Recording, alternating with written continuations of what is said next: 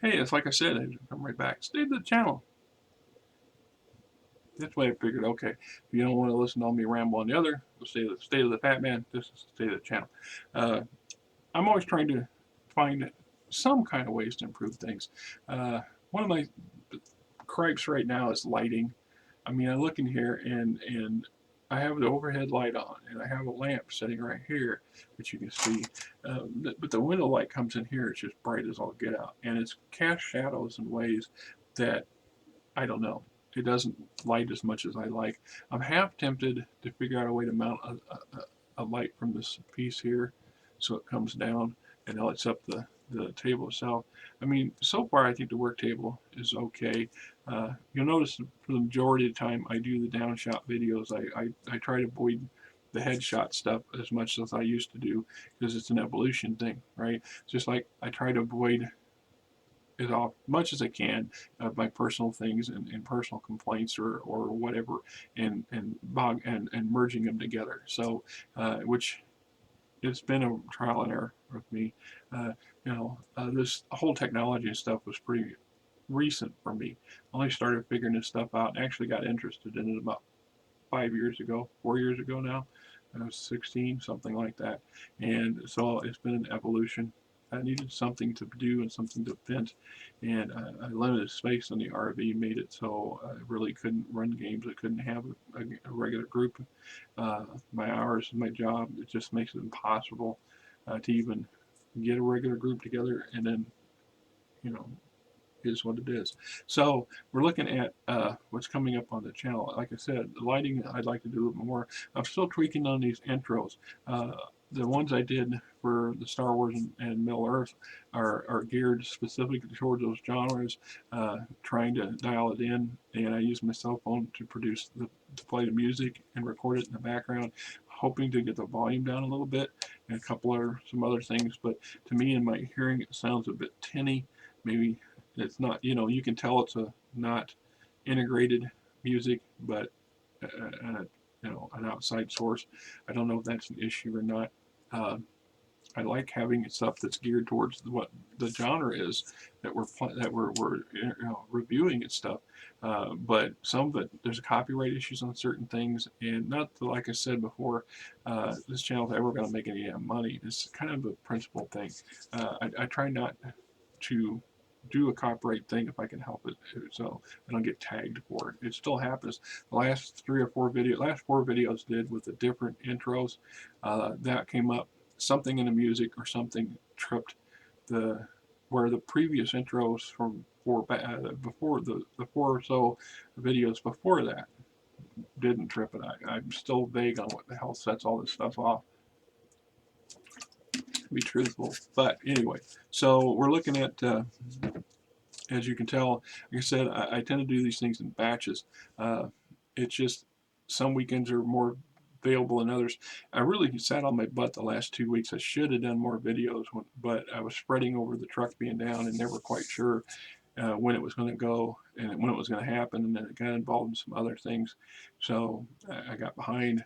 Uh, I did 2 weeks worth now, so I've got this weekend covered and next weekend covered because I expect next weekend's going to be just as brutal as this weekend. I don't normally work Friday nights, and I try to have Friday nights and Saturdays off whenever I can. In part because we do all of our shopping and errand running and stuff on Friday. By the time I work in the morning and I get all our stuff done in the afternoon, and we get everything situated back at the house, I don't want to go back out and do a job. It's hard to do a split shift for a lot for me. For a lot of people, the idea of working part of the day and then go back out and you just get settled and everything's relaxed, and then you have to get up and go back to work, and it just makes for the really crappy day in the long run, and it really hurts the weekends. And I've had discussions with my employers before, and trust me, this is pertinent to the channel, about how things get scheduled, because if I don't keep on them about it. I'm doing the scheduling now, so that helps a lot. I can only blame myself. And I understand things are way behind, so that's why I worked last night, trying to catch stuff up and to get some hours. The if they if I didn't keep things in check, I would be working 7 days a week and for petty stuff. And it's hard to work a 14-hour day when you're only gonna get 30 for the whole week. And then so you're gonna work 14 on one day and then 4 on the next, and then 2 and 2 on the third day, 2 in the morning, 2 in the evening. I mean, you see how that wears you? That'll wear you out. It gets on you, works on your head. So having a day and a half, 2 days off on a regular basis gives opportunities and options to spend time with my wife and the cats and do things that we need to do here, and just to live a normal life as best I can, enjoy the world as best I can. Plus, there's always projects around the house and things that I want to get done or do and work on, etc., etc., which includes this. And I've been pretty consistent with this. In fact, I've been very consistent compared to a lot of other things in my life over the years, and I'm still working at improving and getting it better. Like I said, I would like to figure out some way. The lighting in here kind of crappy. I don't know if I can mount a light up here or another light that, to me, this is the issue because it's so bright. I can see it in the video, and I don't know. I see it in other videos, but I can't really. We don't have a. It's just a.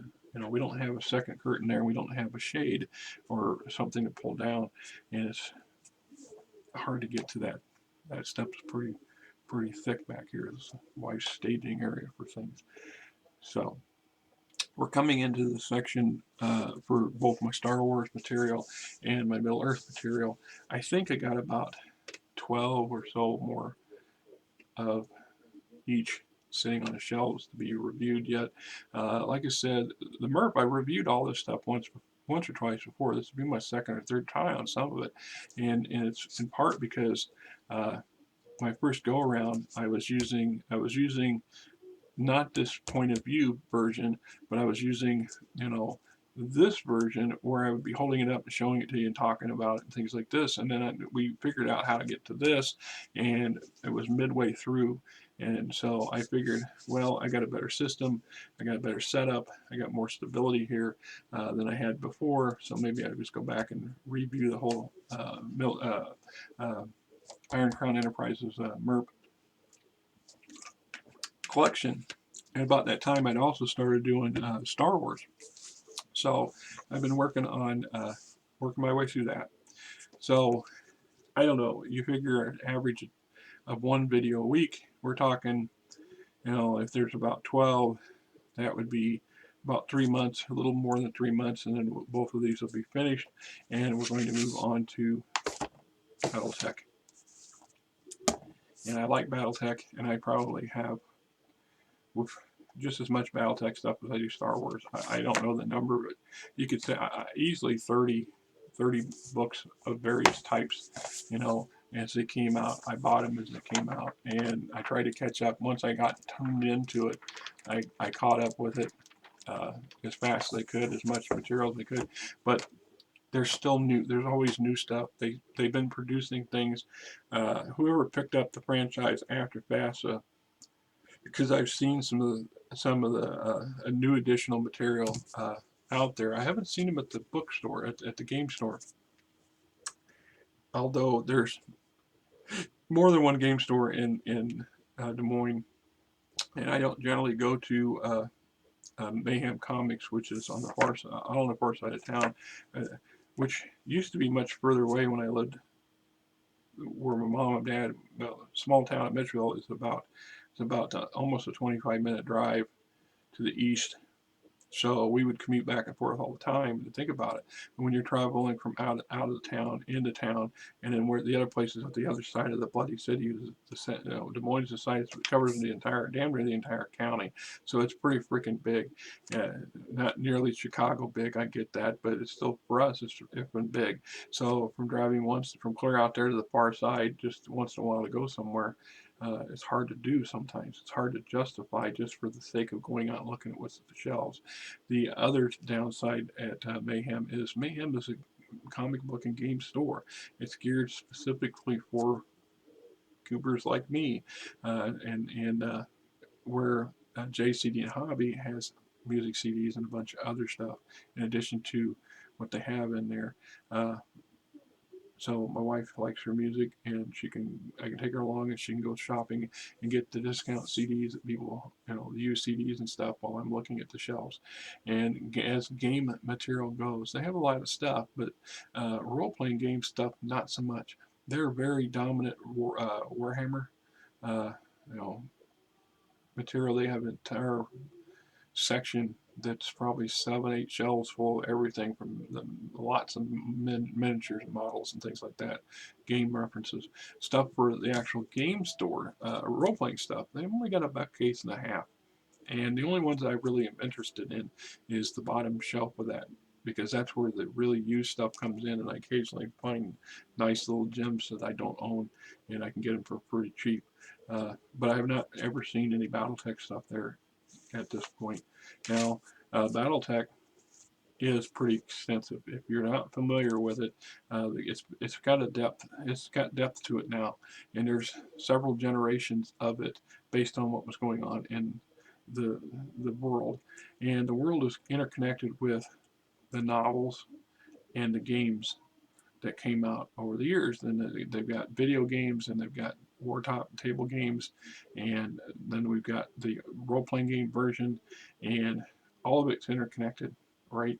So that was one of the things that at the very initial outset, I was attracted to it because it was a tabletop war game. And I had a couple friends who liked that sort of thing as well. We had a little cardboard stand-ups of the mechs, and you'd have battle maps out, and et cetera, et cetera. So most of your entire sessions were about maneuvering and fighting and things like that. And then they came out with the Mech Warrior role-playing game, which is a companion to BattleTech, the tabletop war game, allowing you to, all those people who wanted to role play and play in the play characters in the BattleTech universe, to do so. And as games go, there's a lot of uniqueness to it. It is considered a science fiction setting, and yet it doesn't have much aliens or very exotic stuff. Everything's human based for the lion's share. I mean, they made an attempt here and there, and very obscure in the novels, to try to bring in which could be considered alien rife, but it never took off, because nobody, you wanted that to go to Star Trek, go to Star Wars. I mean, you had other options. It wasn't what we were looking for, what we wanted to play in. And the other thing is, like I said, the eras. So there's and it's not where they come out with another generation of stuff. We're not looking at D&D where every 5 or 10 years they come out with a brand new edition and then try to repackage all the other stuff as much as possible. What they did was, we have source books, and here's the field manual, for example, that came out after the clans came in, and there's another version of this, the first version that came out prior to the clan invasion, and all this did is take the old version and modernize it as if a couple of decades had passed, and took all the political intrigue and changes of the and other stuff going on in the inner sphere, and updated it. So this is an updated version. Doesn't make the old version any less usable, but it's what I found was fascinating was how to take a look at some of the. This is basically all the military units that are in the Lyran Alliance now. It was the Lyran Commonwealth before it became part of the. Anyway.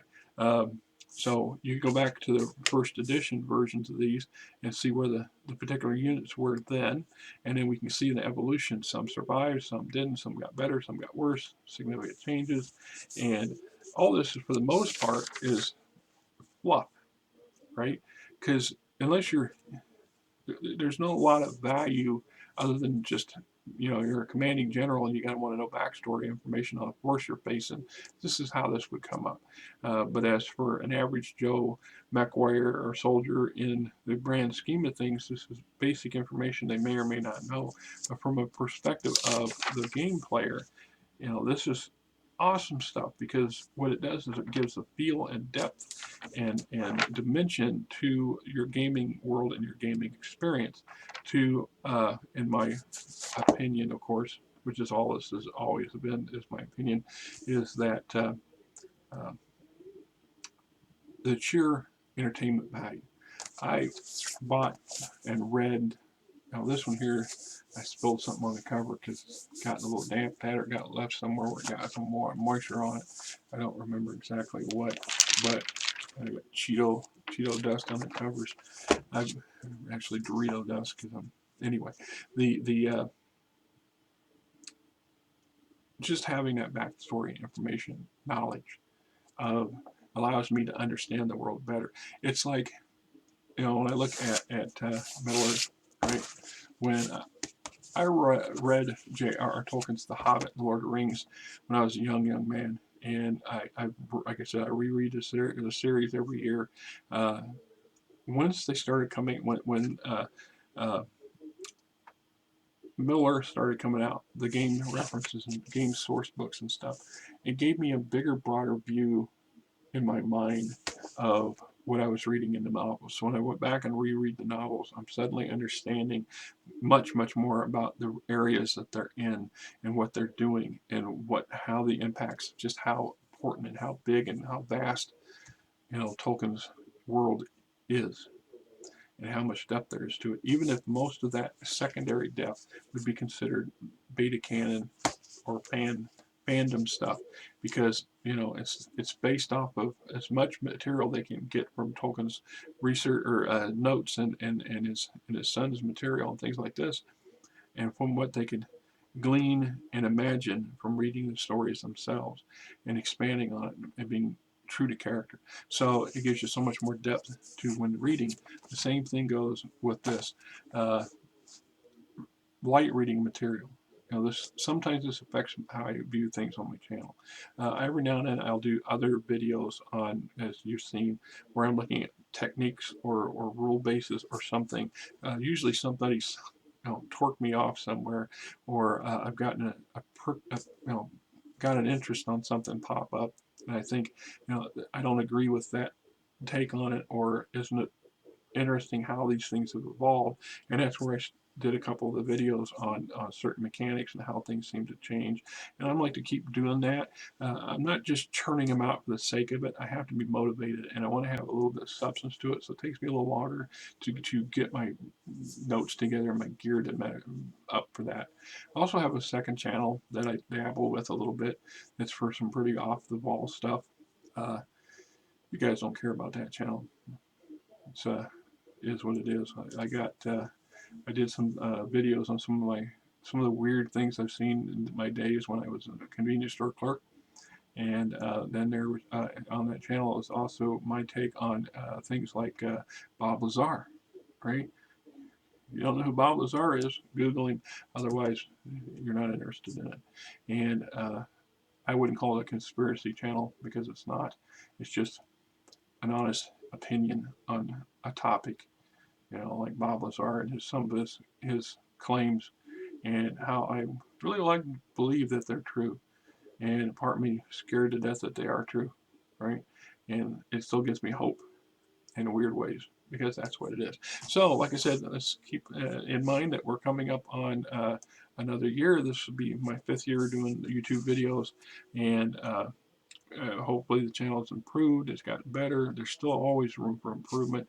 Like I said, I still have a lot of material left to do.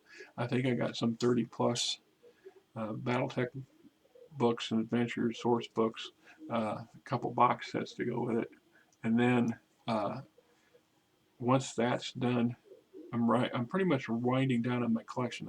What brings me to my Forgotten Realms and Dungeons and Dragons material, and I've avoided purposely reviewing that material before now. And when I get to that point, I will work my way through what I have there, because I noticed that it's very controversial for a lot of people. A lot of people have really deep opinions on Dungeons and Dragons specifically, and the various editions and how things work. And some are actually very hard, headstrong about them. So I still want to review what I have. I've got about a shelf and a half full of that stuff. Some of it goes way back. Some of it I bought in the late 70s, early 80s. I don't have. There's I'm sad to say, or kind of regretting it now, because my older boy, I gave him a box full of my older airplane games material back in the early 90s. I gave him my red box material and my blue box material, my Greyhawk campaign, and a couple other odds and ends that I at the time hadn't played or used or even viewed in a long, long time. They were just collecting dust on the shelf, and I thought he would maybe be interested in taking interest in it. And yeah, as far as I know, he didn't. I have no idea what happened to that stuff. I know that you know, as far as I know, he never got into role playing, and he could have thrown it away. Which now I look back at it and I go, oh, I wish I'd have kept it. Right? It's who'd have known? Who'd have known the crazy value some of the stuff is today, and how interesting the subject material is to some people, right? Such as it is. Well, this is Rick, and I hope I haven't bored you too much.